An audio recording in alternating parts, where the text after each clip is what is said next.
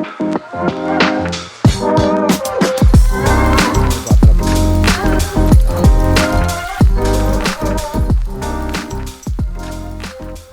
right, so we're back.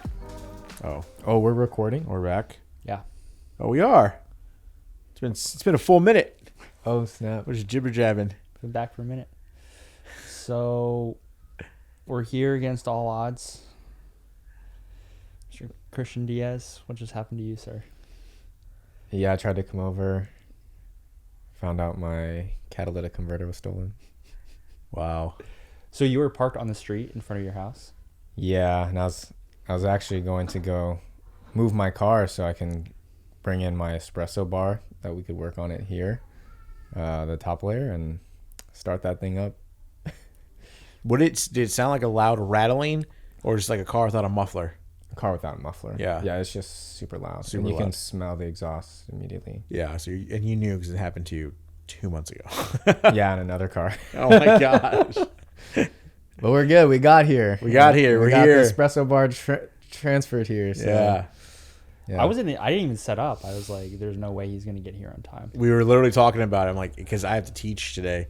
And like, well, if he somehow gets here next 30 minutes and like 2 minutes later, I see a car. I'm like, that doesn't look like a Pathfinder. I'm like, Christian arrived. Rain or shine, hell or high water. Yeah. Yeah, shout out to Richard, fellow coffee drinker. Yes. Got me a ride here. Coming Nice. through in the clutch, brought Yep. the espresso bar, so here we are. Yeah. So, yeah, what are we talking about today? I guess today may be relatively short as a setup to kind of an experiment that we talked about last time that we want to do. We brought up that roaster. I think it's Canvas. Canva. Oh, no, Canva's the app. Canva. It's Canva's the Canvas. app. Canvas. The roaster who talked about how that specific coffee that we wanted to order, he recommended, no, do it this way. I think it was a Chemex, or do it as a V60. We want it as a Chemex, something like that. Yeah. Mm-hmm. And that kind of spurred the idea of like, is there that much of a difference? They're both pour over methods, Right. but to him there must be. So I think it'd be kind of cool to experiment with our coffees, what different flavor profiles you could yield with the different methods, whether it's immersion. We still have the clever dripper, which we haven't really used that often. Or cracked the code on, to be honest with you. Right, exactly. It kind of was a ninja coffee, as we refer to it. It just, you sip it, it's gone. Right. Like a ninja. What coffees did you try in the dripper? In the dripper? Oh, man. It's been a while. Probably last summer. It was probably our older lineup, you know. We had some good coffees, though. Yeah, we had. I remember doing. I think I had a lot of the Colombia Acevedo. So, and you know, I would say none of our coffees, like acted like ninjas in any other brew method. Yeah. But for some reason, the clever, every time we brewed it in multiple, you know, recipes for brew, it like hits your tongue, like you said, Jimmy. It just disappears like a ninja.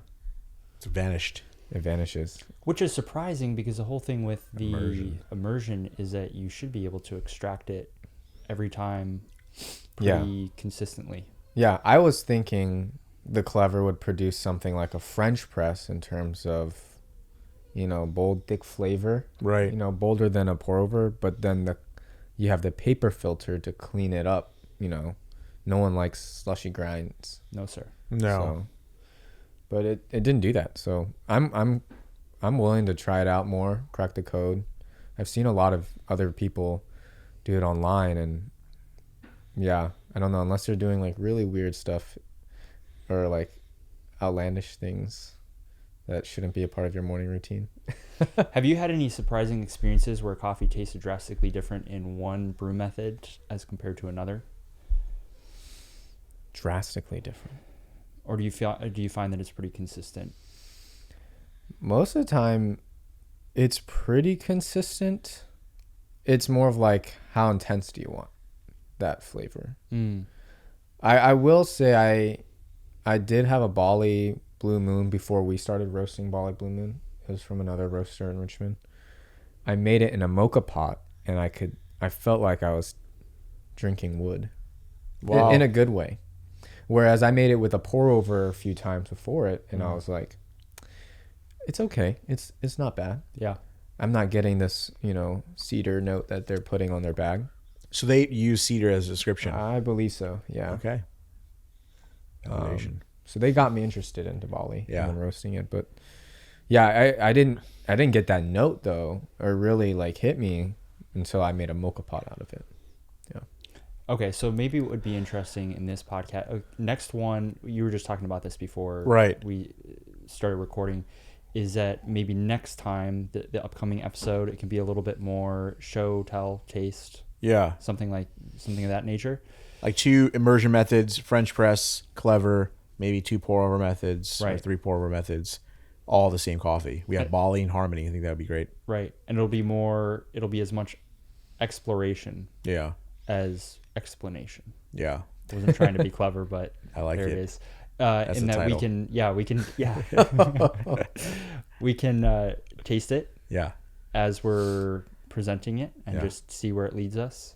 Are there major differences? Are there not?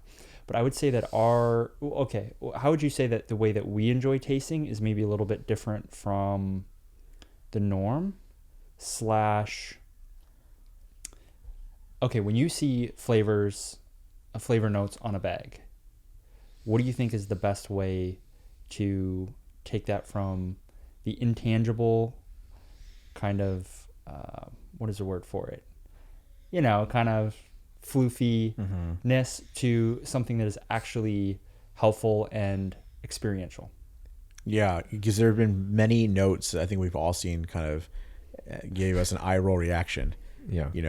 Whether it be this tastes like a drink, or this tastes like, a cereal, or this tastes like, and you're like, okay, I guess. But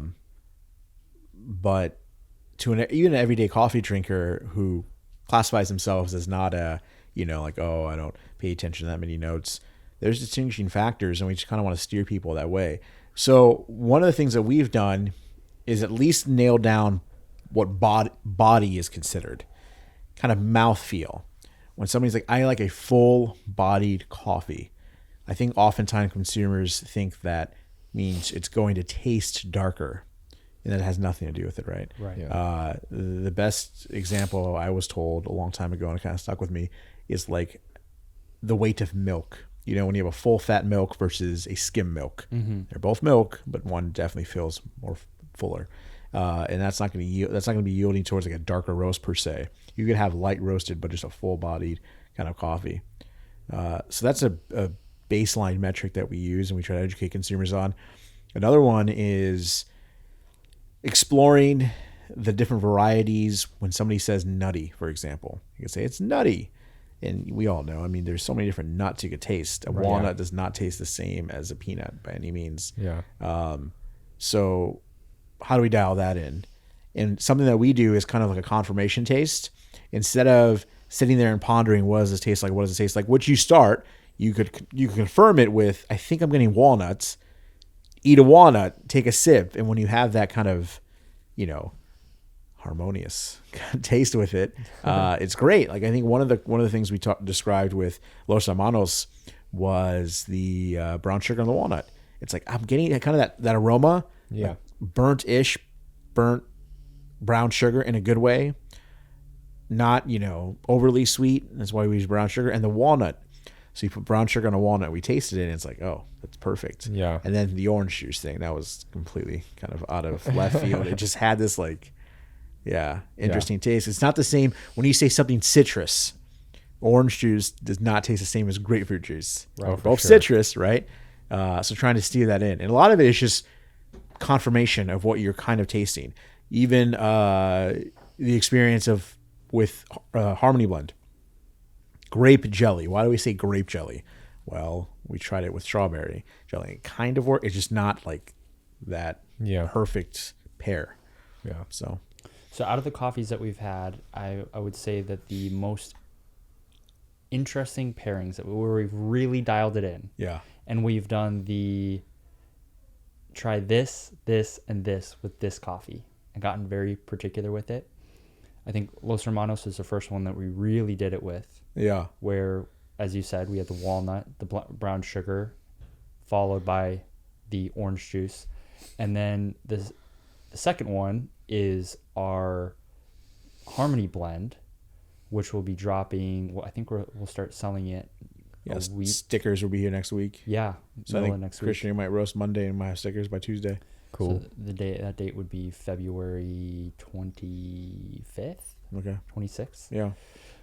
So that everybody listening can taste it for themselves. But that is where the peanut butter and jelly came in. Yeah. And we've actually been doing that for lunch, peanut butter and jelly with Harmony Blend. It's crazy.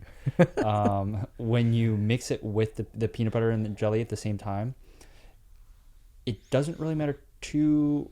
Okay, grape is the perfect match. Yes. But I would say regardless of what jelly you have, Right. you're going to enjoy it. Yes. Because you just have the two main elements that are in that blend. There's an Ethiopia coffee in that blend, as well as a Colombia. The peanut butter is perfect for the Colombia, and that's a big main flavor. So as long as you have that, you are dialed in. You should be able to taste it pretty well. And then the jelly is more the fruitiness that comes from the Ethiopia, and so grape is the specific one, like the perfect match. Right. But as long as you have something that's fruity, Yeah. you should Yeah. be able to get something out of it. Yeah. And the best way I have of describing it is that you take a bite of your peanut butter and jelly and you drink the coffee and it just melds and it just feels right. Yeah. It feels right. Yeah, it just feels right. It's crazy.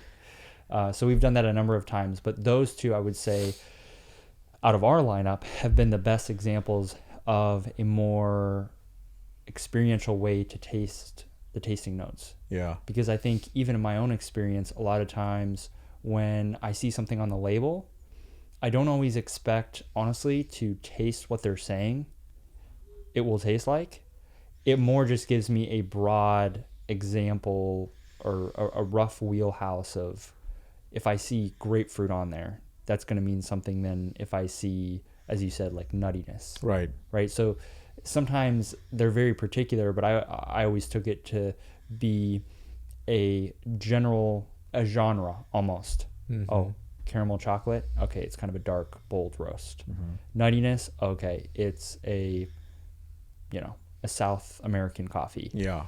Really intensely fruity or citrusy. Okay. It's probably going to be more like an African light roast. Yeah. But in terms of actually being able, I think everybody has the ability to taste these flavors. Right. It doesn't matter if you consider yourself, again, not a, we always use Michael's dad as an example of, he's like, oh, that's for you guys. You're fancy guys. Right. You taste all those notes. I'm like, I'll try it. I think anybody has the ability to taste this. And he's come around. Right.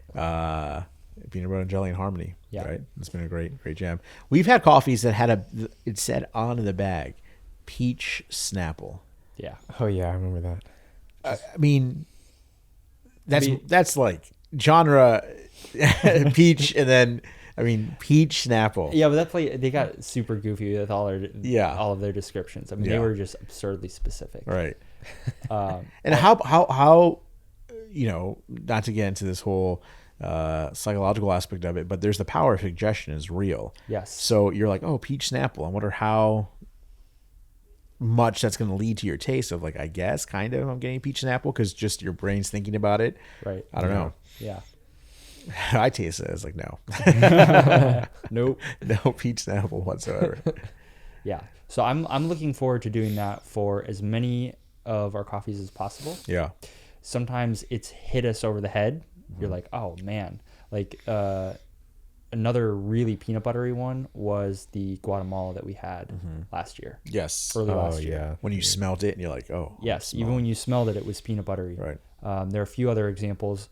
Most of the time, not quite that obvious. They do have something. It might just be harder to pin down.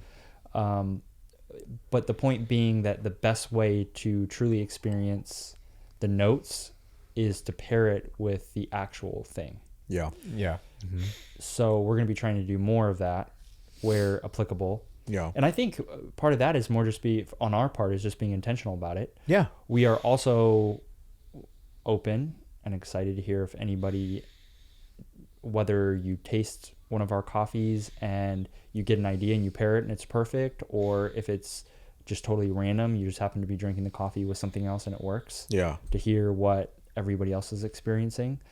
But it can be such a useful and fun tool to experience coffee in a more specific way, but it takes it out of the theoretical, because I think sometimes the flavor notes can just be so out there that people just they don't even feel like they can relate to it. And I would fall into that camp sometimes. To the extreme where you're like, I don't, Yeah, whatever. Right. I don't even know. Yeah, like seriously, whatever. And you don't always have to be, in order to enjoy coffee, I don't think you always have to be super, tuned into the notes and this, that, and the other. A lot of it is just, do you like it or do you not like it? Right. That's totally more than enough. Yeah. And as you try more coffees, or maybe you don't try more coffees, maybe you just know what you like and you just stay with that. That's totally cool. But I think the more coffees you try, it's like the more data points you have. Yeah. And then you are able to start comparing coffees to, other coffees that you've had. Yeah. And so a lot of it is they have character based on contrast with other coffees. Right.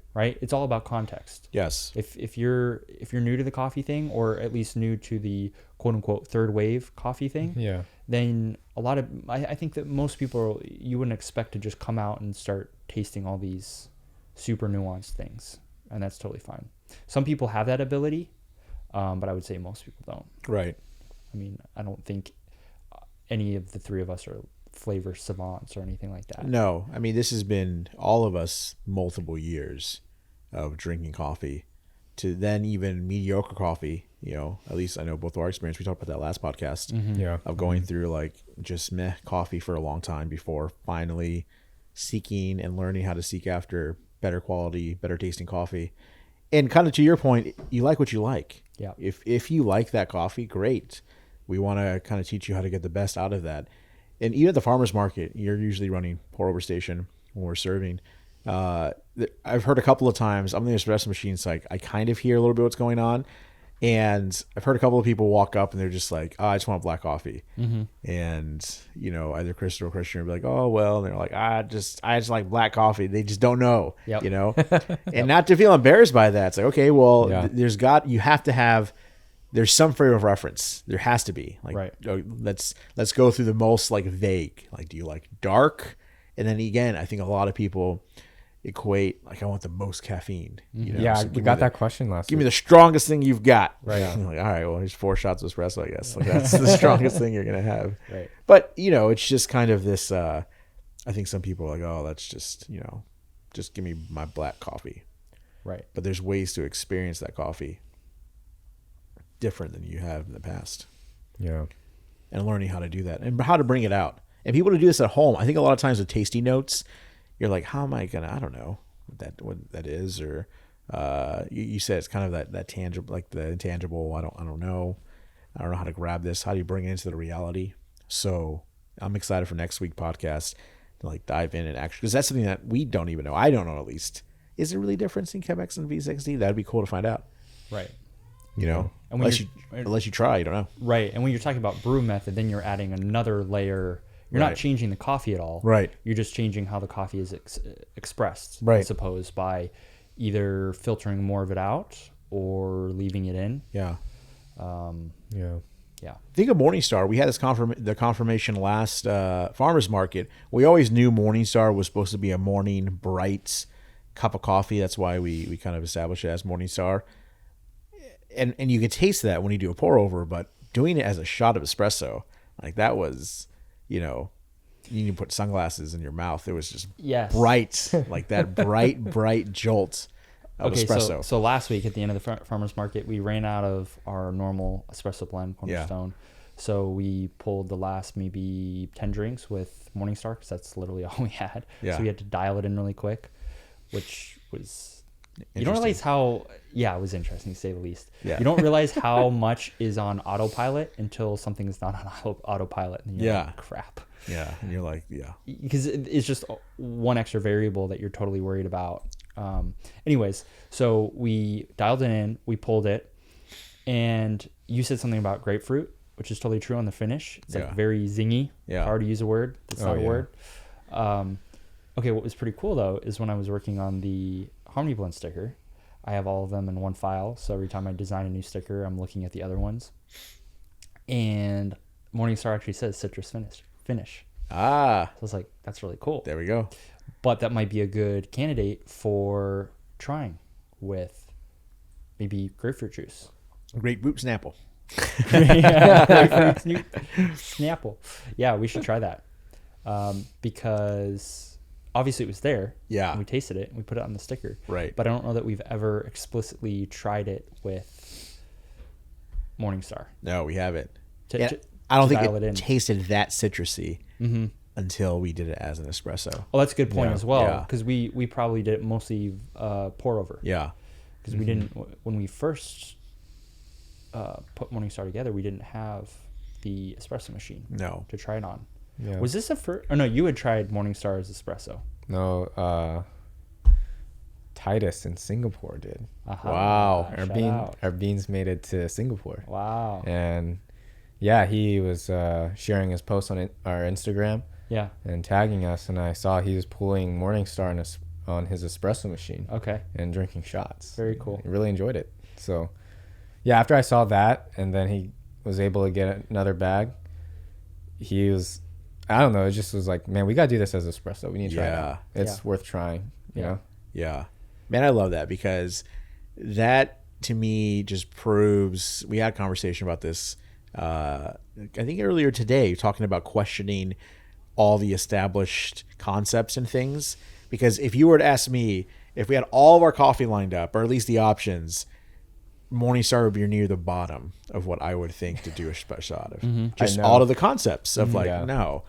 And, you know, just I kind of have that prejudgment of like, no, that's not espresso. Just based on all the information that you have garnered over the years of people saying, well, this is what espresso should be. This is what things should be. And then as soon as you question that and try it, you're like, whoa, there's a whole new world here. Yeah.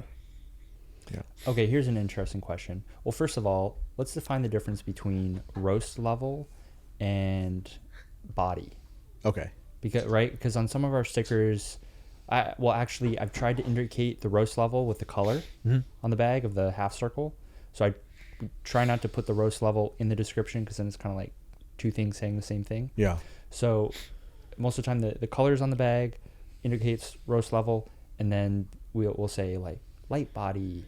For example, the last Ethiopia that we had, light body, which is pretty typical of Ethiopia's.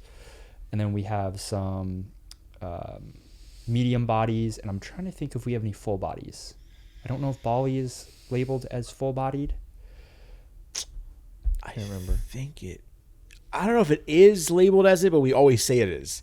Right. So the next sticker lineup, we should probably do that. Yeah, just to be consistent. Yeah, 'cause I think because even when people ask us, that's our go-to of like, oh, I want a full-bodied. And even we had somebody that we shipped it out to Chicago, a friend of both Michael and I from Arizona, got to try Bali, and yeah, he was giving us some pretty awesome notes on it, He was. as well as being full-bodied. Right. Okay. That's awesome. Nice. So, all that being said, finally getting to my question here. You kind of alluded to it a few minutes ago, but what is the difference between body and roast level? And sub-question to that question, is there any correlation between roast level and body? Full body, medium body, light body?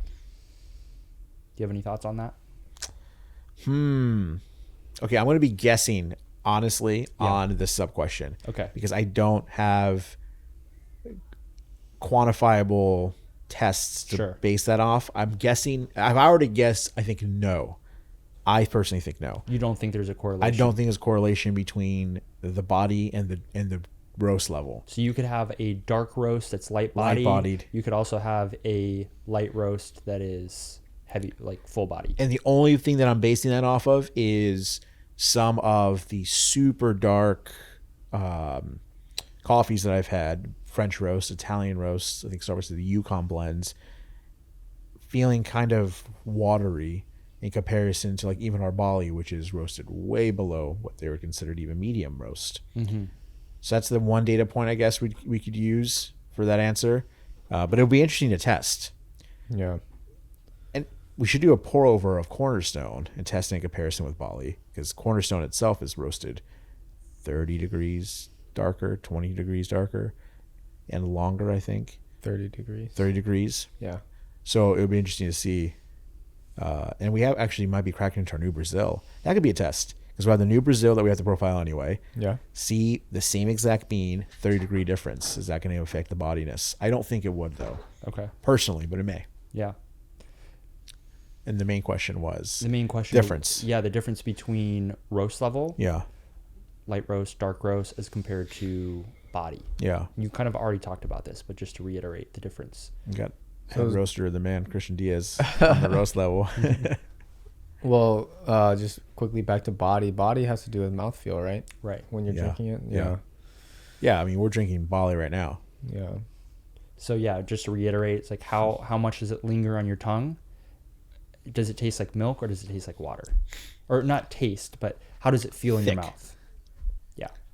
But not like a thick slurry, you know? Yeah. It's hard to describe. Just Yeah. try, if you're listening, get a whole milk and get skim milk. You know exactly. It's not like whole milk is clumpy or anything like that. It's just a little bit heavier. Yeah. Okay, then maybe you can talk about roast level. We've already kind of talked about this, but Yeah, I think roast level is definitely going to be different from body. I mean, if body is referring to mouthfeel, like the weight of it, Yeah. you know, in your tongue. yeah. Roast level is like, what color is the bean? What temperature did you roast it to? Right. How'd you get there? Yeah, I mean, if you roast... Yeah, I think if you over roast a bean really slow, you can get flat coffee, but then maybe that would affect mouthfeel. Yeah. I'm not sure if that would affect mouthfeel or just like the notes, the Yeah. tasting notes. But one thing I was thinking too is not only how it feels like in terms of weight on your tongue, but how it goes down. Yeah. You know, I would say Bali is full bodied, but it's also one of our smoothest coffees. It is. Like I say this because we're like, it's weightier, but at the same time it's smooth, like Fuji water, silky smooth. Fuji water. Fuji water. I'm so sorry, smooth. Fiji water. Oh, Fiji. Fiji. Oh yeah, Fiji. Fuji's a camera. Fuji apples. Oh, Fuji apples. Fuji apples. Or is it Fiji apples? cameras. Anyways, I don't know, because it's really smooth. And then you've had other coffees that are like dry. Yeah. You know, it leaves you thirsty actually. Okay, so here's an interesting segue that I was going to bring up, but you just thank you for setting me up there. For any wine drinkers, even casual wine drinkers, you have kind of dessert wines, Yep. which are very juicy and sweet. Again, talking about a mouthfeel thing. Then you have other dry wines, which it's kind of that leave you thirsty, they're called dry wines because they literally leave your mouth feeling dry. Right. Do you think that there is a correlation between that phenomenon in wine to the same phenomenon in coffee? And would that be called body as we're describing it, or is that something different? I don't know. Because what's interesting about wine is you and I have been doing a little bit more wine tastings just because we're trying to get more, it's just like coffee. Yep. You want to explore the grape. You could have a grape grown in different regions. It's the same exact type of grape, but just grown differently, taste differently. So in tasting that, I guess you could label it as body, but it is weird that the same grape could yield a different feel just based on the region. So I guess the same thing with coffee, being Arabica, being the primary bean, but just grown in different regions has an effect. So that might be the main contributor, possibly. Right. I'm sure the bean itself has to as well, but Colombia, perfect example. All these Colombian beans, all the Arabica, all the ones that we're buying are in the same kind of ranged elevation even, but still just different regions. And we all know there's different taste profiles to every single one of those. Yeah. Your Supremo tastes different than the Acevedo. The Acevedo even tastes different than, The honey process. the honey process Aponte. Yeah. Yeah. So I find that perhaps citrus flavor in coffee might be akin to what you would call dry in wine. yeah. Again, it's kind of zingy Yeah. rather than smooth. Like Bali doesn't have, I wouldn't say Would you call what would you categorize the finish of Bali as? Is it more berryish or citrus? I think it's neither. I don't know. It's kind of hard to define. It is hard to find because now that it's cool, Yeah. I finished the there's one more drop. It has a sweetness to it, but the sweetness I don't think is coming from a place of a berry. It's like a sweet tree. Yeah, I'm still leaning towards wood. Yeah, but I don't know, like a sweet tree, I guess. Did you ever think that a tree could be tasty? Yeah, not until I honestly have written off in most Indonesians. And I thought, Bali was going to be gimmicky, and then we tasted it, and I was like, wow. Yeah.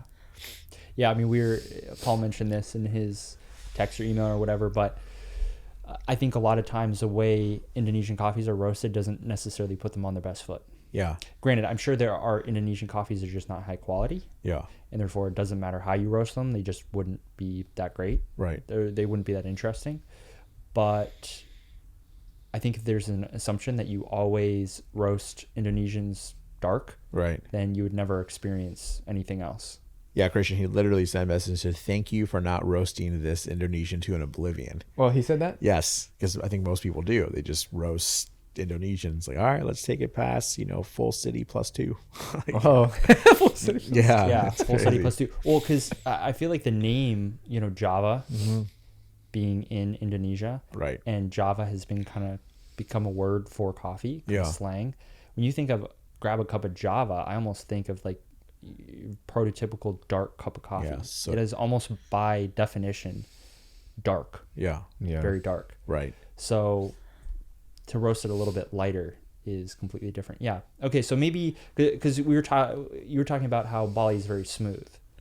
So I was just trying to make that comparison of, okay, if it's not citrus, then is it berry? And does berry flavor lead to smoothness or not necessarily?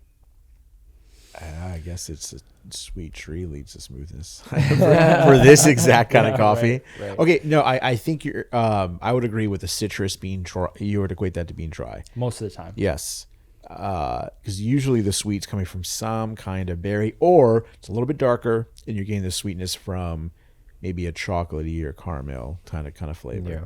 But that's still like a bitter sweet. This was like a brighter sweet, Right. but not really citrus. Right.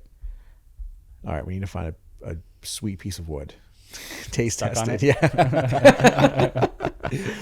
Yeah, I mean it's not like, but it's not maple, like maple Right. syrup, or it's not that. No. It's like in between. What does sugar cane taste like? Have you ever sucked on sugar cane? I haven't. I have, but I don't remember. The only reason I know I have is because there's a picture of me in Puerto Rico sucking on a sugar cane. Okay. But I was Luke's age, so I don't really remember. Okay. Just doing as the locals did. Yeah, exactly. Yeah, maybe it's like I don't know. Yeah, cedar, right? Think of like a molasses cedar with a little bit of pine needles Yeah, it's funky. yeah. Yeah, if you told me a coffee tasted like pine needles, I would. I'm out.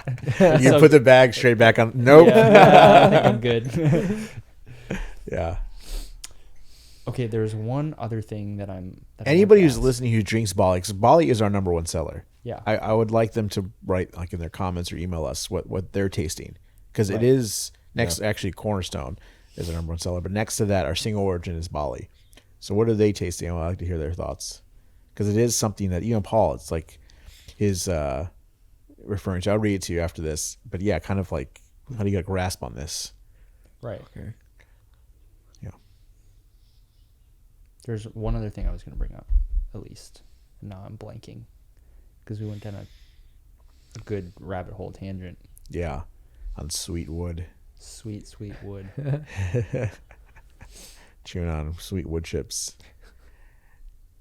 I think we could get a sugarcane at New Grand Mart. We should try that. Yeah, that'd be interesting. Okay, yeah. I would just like to try it. Yeah. Do you have any experience of, okay, sometimes they'll label a note of coffee as being some sort of spice? Yes. Have you ever tried a coffee with spices? Because it's a little bit different than nuts, berries, citrus. Those are things that you can actually eat. Where spices, you kind of have to find that particular spice, and maybe, I don't know, maybe you would sprinkle it on the coffee, or, you know, it's a little bit different than actual food. The only time is cinnamon or like a peppery type of flavor. But that's it. Because you've seen some kind of crazy spices out there being mentioned, but I've not tasted those. I've yet to, any of our coffees, have you tried our coffee and think like spice in any sense? I don't think I have. No. I've heard cardamom. Mm-hmm. I've heard maybe allspice As a tasting note? as a tasting note on some coffees. Not anything that I've had recently, but I'm just trying to harken back to things that I've definitely heard of associated with coffee. Yeah. But yeah, but I've never done spices with coffee, so that might be interesting to try as well. Okay, do you think bodied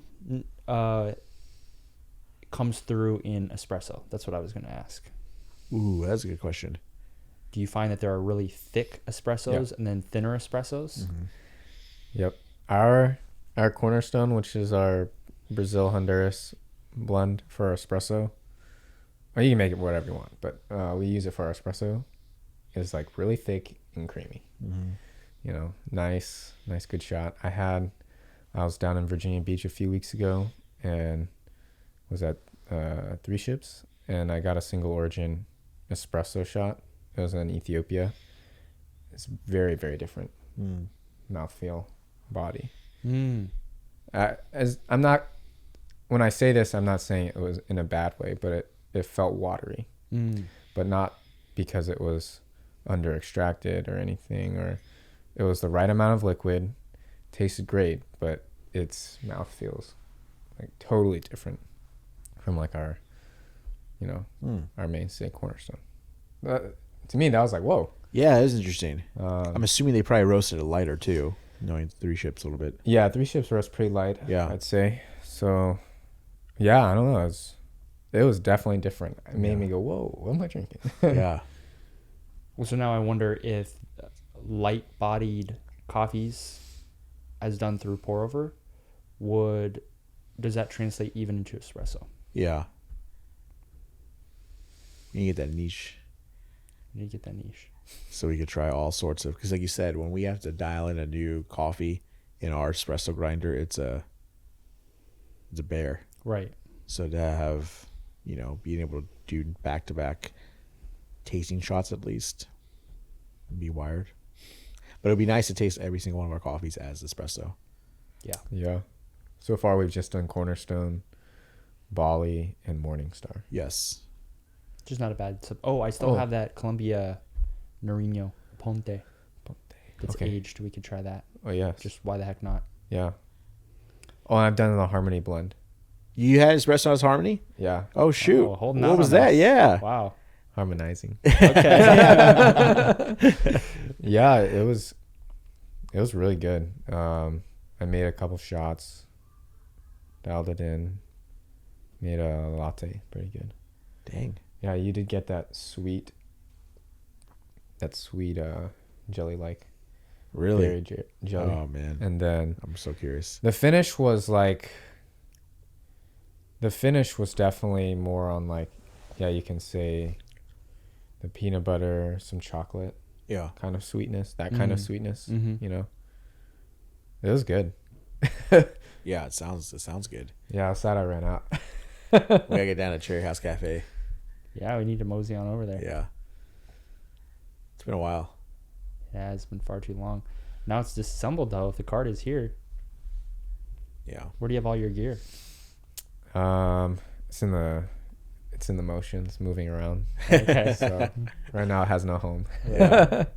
To be determined. But I would say definitely by April we could be doing. Yes. Whatever street, that'll be a new cafe.